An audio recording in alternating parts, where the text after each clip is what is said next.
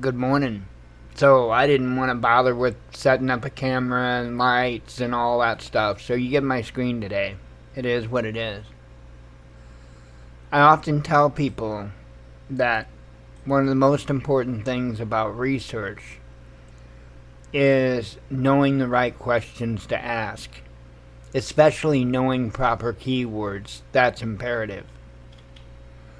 Sometimes, though, it goes beyond knowing the right questions to ask, and it starts to fall in line a little more with knowing how to ask those questions. So last night I had an interesting conversation, pretty short one actually, with ChatGPT. And I have had issues discussing things like pole shift with ChatGPT and stuff like that because, well, do we really need to go there? Why I've got issues with that. Try to criticize Israel, the ChatGPT, and see how it loses its mind, right? So I was trying to go about it a little bit differently. So I started out by asking it if it could plot me all the recorded positions of the geomagnetic North Pole, right? The magnetic North Pole. And it clarified it for clarified my question for me to understand exactly what I wanted. So I gave it that reply and told him I'd like to see options both B and C, and asked if we could try both of them. And so this is what it spit out, and it gave me a couple of maps, and it gave me a CSV file, and let's see. This is one of the images that it made for me right here. And you can see, on the 1500s and whatnot, the pole's down over here, and it hangs out over here, all the way up to about, I don't know, 1975. And then it just starts shooting south. That's one of the images. The other image that it gave me is a little bit better. Let me see if I can get it, because apparently I'm somehow got away from it. Here you go. So here's the other image. You can get a little bit of a better idea from it. This isn't anything different than what you've seen Ben Davison point out. It's the exact same data from the same place. The crazy thing is I've had several people say, oh, well, I'll trust the data from NOAA. I'll trust the data from NOAA. You're wrong. I'll trust the data from NOAA. This is the data from NOAA. It's crazy how many people I've told that and they just got a blank stare. I don't know. It's like they can't compute. It's weird. But anyway, as you can see, we got a problem. And there is no doubt we've got a problem. But let's continue on my conversation with ChatGPT, shall we? So it gave me the images, it gave me a CSV, did a really good job of laying it all out. But I was going somewhere with this, okay? Because all the information that it has just given me, I already knew. In fact, Ben Davison long ago had done the legwork for that and compiled his own. He had a little GIF image and the whole 9 yards. So I said, tell me, because you have an incredible way of figuring things out in your computer mind, continue that trend. Continue that trend of that pole. And it's supposed to be POLE. Sometimes I talk to, there's a dictate mode, this microphone here. I can click on it and I just talk to my computer. Just literally just talk to it. And this is speech to text is what it is. So I said pole. It thought I said pole. A little bit different there. Nonetheless. So I thought for a little bit. And then it says, and this is where I've got to separate fun extrapolation, and listen to this, from what the science will actually let us say. Really? from what the science will actually let you say. Interesting. Let's go ahead and jump a paragraph down to here. I mean, this part's kind of important too, about how the magnetic poles were predicted to briefly share the same longitude. That's pretty crazy, right? But check this out. It says, but the real answer is, you cannot safely extend that path as a straight line very far into the future. No, it says the field changes in unpredictable ways over periods longer than a few years, which is exactly why the world magnetic model gets updated at least every 5 years. So see, it's kind of trying to play some games with me here on this, right? There's nothing to see here. There's nothing to see here. However, we can't safely extend that path.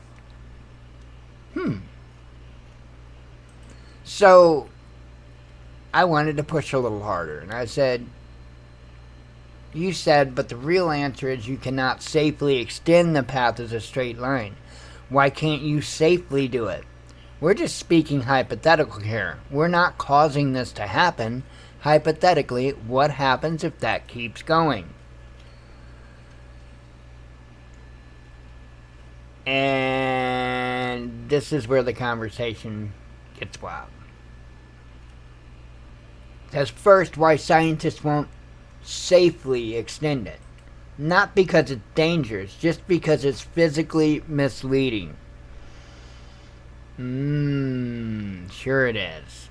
Sure it is. You've seen the track of the pole. You've seen the image of it. You can go look up that data yourself, right from NOAA's website.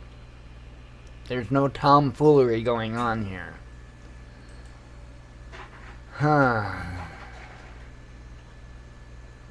And it goes on to why it's nothing to be worried about.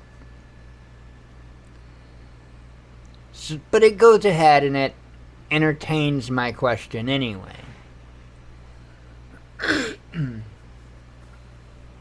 And we're going to start with 2 here, because first part is it just keeps moving, right? It says eventually it starts heading away from the geographic pole, and this is where it gets interesting. The magnetic pole is defined as where the magnetic field points straight down. If it keeps drifting, that vertical field location can exist anywhere, not just near the top of the globe. So hypothetically, the magnetic North Pole could leave the Arctic entirely. Number 3, you would get a very distorted magnetic field. Instead of a nice northish region, the fields would become lopsided. Compass directions would get weird over large regions. Navigation errors would increase. Stay tuned for that. Keep going long enough, you approach a reversible scenario. Now we're getting into the juicy part you're probably aiming at. If that trend never corrected and kept evolving, the north magnetic pole keeps wandering, the south magnetic pole also moves, the overall field weakens and deforms. Eventually, the poles could swap places. By the way, it's going to be a 90-degree flip, not 180. Not going to be a 180-degree flop. It's going to be a 90-degree. It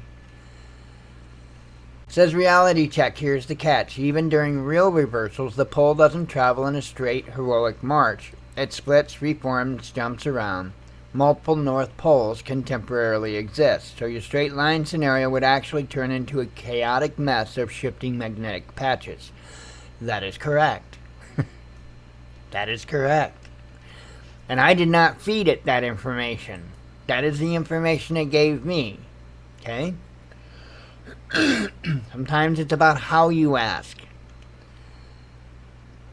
So,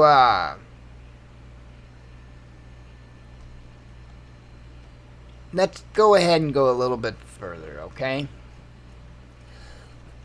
I said, I think you're absolutely dead on accurate with what you said. Okay, so, hypothetically, what kind of effects on the Earth would that cause as far as like, oh, I don't know, energy from the sun and living things on the Earth? Hypothetically, What situations could that cause? And hypothetically, what would the weather be like? And it says first what the magnetic field actually does.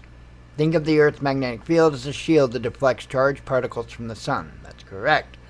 Not all radiation, just the charged solar wind and cosmic particles.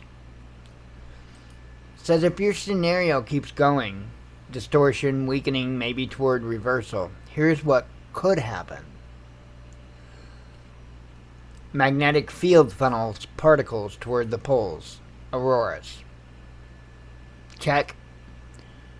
More particles leak in at lower latitudes. Check. And it says, result, aurora seen much further south, like the events you asked about before. More energy dumped in the upper atmosphere. Number 2, technology takes the first hit. Satellite damage and failures, GPS errors, power grid disruptions, radio communication issues. Basically anything relying on electronics, atmosphere, and magnetosphere interaction. Okay? Says effects on living things.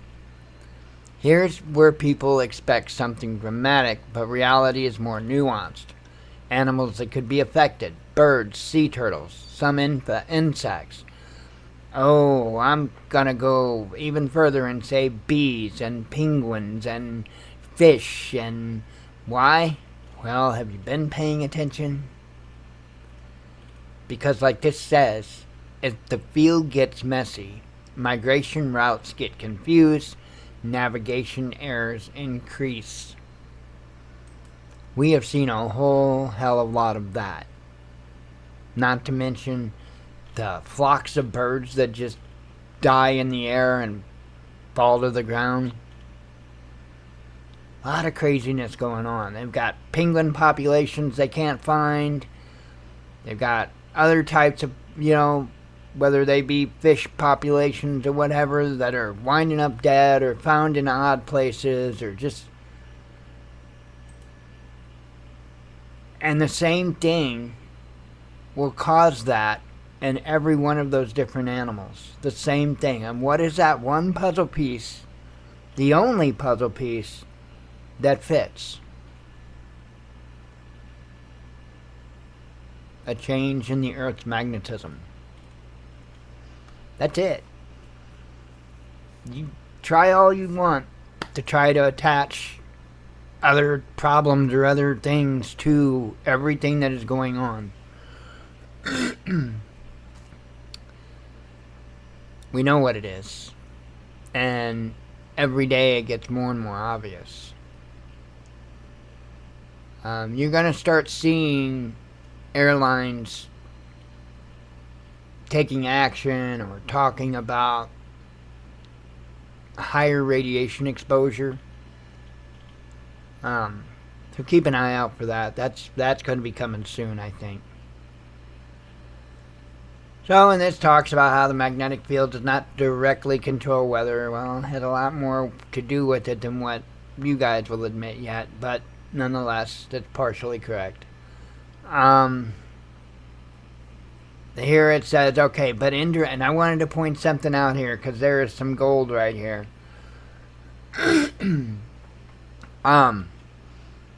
Says if more solar particles enter, upper atmosphere heats differently, changes in the ionosphere behavior, and could subtly influence jet streams and atmospheric circulation. Now, for those that have been playing along on the home game for a while with us here at the Watchman News, you know that I have said many a time that what cued me in on pole shift wasn't pole shift at all. I noticed a change in the weather patterns, and so I was digging into that, and I'm talking about, spring thunderstorm weather. I noticed a change in patterns, and so I was digging for what caused the change. Why is there a change? And what I found out was the jet stream that pretty much follows the border of the United States and Canada had all but disappeared. And the jet stream that runs down the east coast was on its way to extinction. And it was causing very, very strange weather effects. And so then I started to dig into why. Why is this happening? And I found the jet stream just stalling out. Just stalling the hell out. Well, it was around the time of the BP oil spill and all that stuff. So I started looking into that. That's when I found the BP Earthwatch channel. That's when I started looking into see if that could have anything to do with it, and I turned up nothing. I didn't turn up any way that it could have any correlation to the dying jet stream. However, that is when I did find pole shift, and it was the change in the magnetic field that was affecting that jet stream. So I just want to point that out. Well over a decade ago is when I caught this. So, again, right about the same time Ben Davison got on board with it. About the same time. Crazy how stuff like that happens. So, you know. And it says the big reality check. Even during actual past geomagnetic reversals, life did not go extinct. Many forms of it did. Climate did not collapse. I'll maybe somewhat agree on climate, but weather did. And absolutely, Earth kept doing its thing. Why? Because God created it. It's going to keep doing its thing. So, I just thought it was interesting. I came at it with a little bit of a different approach. I've, tried to throw in the word hypothetical in there a lot, But this is the future we're looking at, folks. And we're talking near future. Why I harp on people to get ready. This is why I harp on people to learn about wood gasification. I don't care how big of a fuel tank you have. I don't care how many gallon cans you have. It's not enough. And you're going to need to find an alternative fuel. It's probably a good idea to work on that before you need it, instead of trying to figure out what the hell you're going to do after it's already too late. I don't know, just words, food for thought. Anyway, I thought I would share this interesting conversation with you. Hope you have a good day. See you soon. Shalom.